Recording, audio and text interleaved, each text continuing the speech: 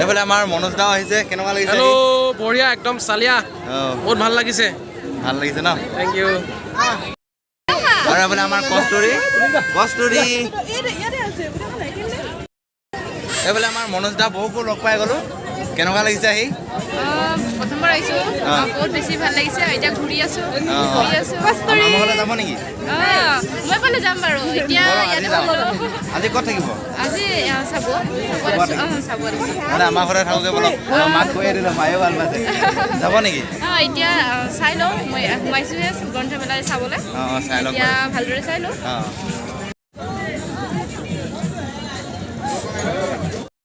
আৰু এইফালে মনোজ ভাইক